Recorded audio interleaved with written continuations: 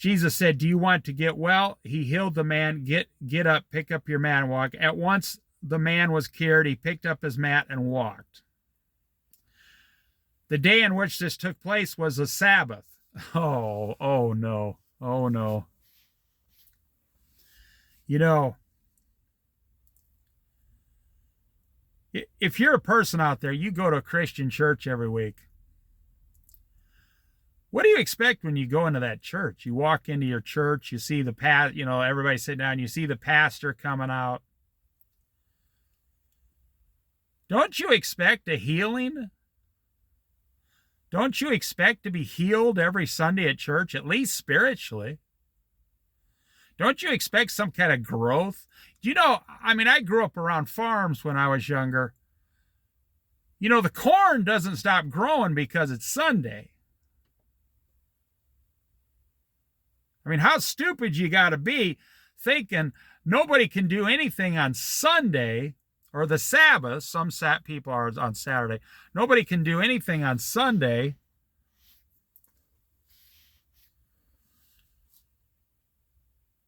Well, don't you feed your horse or your donkey on Sunday? Don't you feed your children? Don't you make a meal?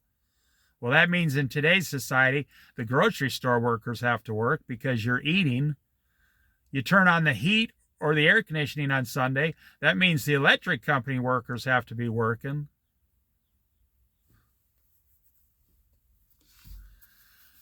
So Jesus healed a man who was sick for 38 years. Now let's assume he got sick at 20. I don't know, maybe the guy fell off a cliff chasing some girl drinking beer. You don't know. So however he's in this position, so he's like in his 50s, Jesus comes along and heals him, and all his suffering is gone for the rest of his life. And what do the Jewish leaders say? They only blame Jesus because he did it on a Sunday. Can't you wait to do this on a Monday through Saturday? So listen, on the day in which this took place was a Sabbath. And so the Jewish leaders said to the man who had been healed, "It is the Sabbath. The law forbids you to carry your mat." Boy, what a bunch of jerks. Listen.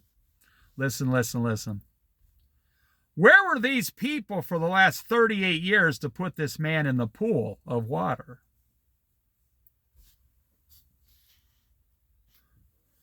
Where were these Jewish leaders? Now, if I was the leader of a church, I'd say, we're going to appoint someone. If I saw the man there for 10 years, I'd say, what's the problem with this guy? Well, no one can take him in the pool. Okay, we're going to hire someone and appoint you to sit here and wait for the pool to be stirred. And as soon as it is, you're going to push the guy into the water. And we can solve this problem. It's called a solution. But they watched him for 38 years, not helping him. So now they come along, you're not supposed to eat toast on Sunday. That's against our religion. This man was healed completely. And they said, you're not supposed to carry your mat on Sunday. We might have to punish you. Wow. At once the man was cured. He picked up his mat and walked. The day in which, and then the man blames Jesus. Well, the man said, pick up my mat. The day in which this took place was a Sabbath, and the Jewish leaders said to the man who had been healed, "It is the Sabbath. The law forbids you to carry your mat."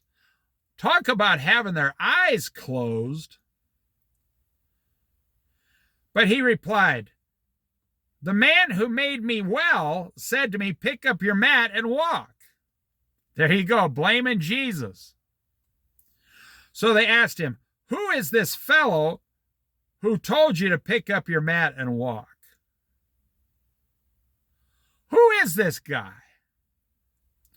The man who was healed had no idea who it was, for Jesus had slipped away into the crowd that was there.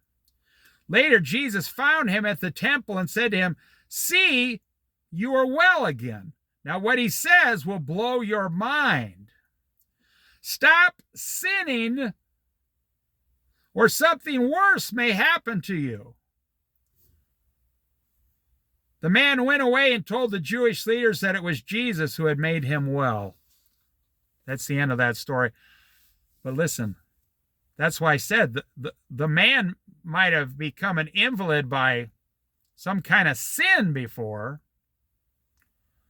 You know, you could become an invalid back then through sexual transmissions. Today we have, vaccines and medicines. And so why would Jesus say to this man, stop sinning before something worse happens to you than the condition you were in before? I can't think of a worse thing than lying on the ground for 38 years. But Jesus is saying, if you don't see, the man has his legs back. I worked at a liquor store for over a year once, a long time ago when I was very young.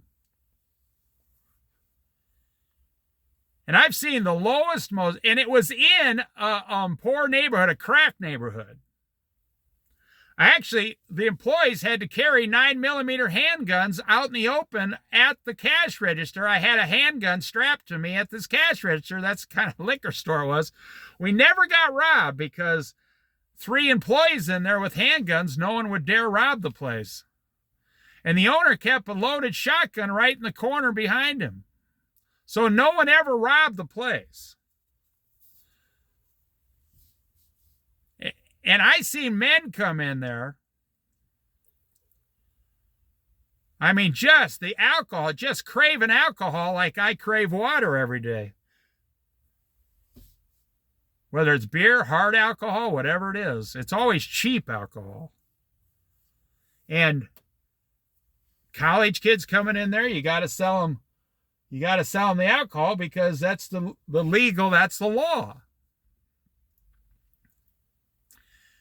As long as they were over 21 years old. And so sometimes I'd see some of these people get sick and they wouldn't be in for a month. And I'd say, that person must have died or something. And they come in after a month and I say, hey, where have you been? I mean, I haven't seen you in a month. I was secretly hoping they quit drinking. And they said, I was in the hospital for 3 weeks. I need a drink. I had a guy once says, I just got out of intensive care for 2 weeks, and he took a cab from the hospital to the liquor store to buy his whiskey to get rid of his pain. Well, so Jesus says here, stop sinning. He says, see, you're well again. You're all fixed. You're 100% restored. Stop sinning or something worse may happen to you. You waited 38 years. You know, most people say, if I win the lottery, all my problems will be over. That always makes me laugh and smile. No, that's the beginning of your problems. 70% of people who win the lottery destroy their lives. Only 30% of people who win the lottery can handle the money. And this is the honest to goodness truth. Do you know the people found the 30% could handle it usually had some money before they won? Like you might have won $1 million or $10 million, but you were okay before with money. Or I will quote Dave Ramsey, money is never your problem and it's never the solution. Money is only a magnifying glass of who you already were. If you're an alcoholic and you get $10 million, you destroy yourself. If you're a good Christian preacher and you get $10 million, you do more good works. Money is only a magnifying glass. It multiplies who you already were before you got the money. So Jesus says, don't go back to your old life of sin, or something worse is going to happen to you. How many people in 2025 live like that every single day?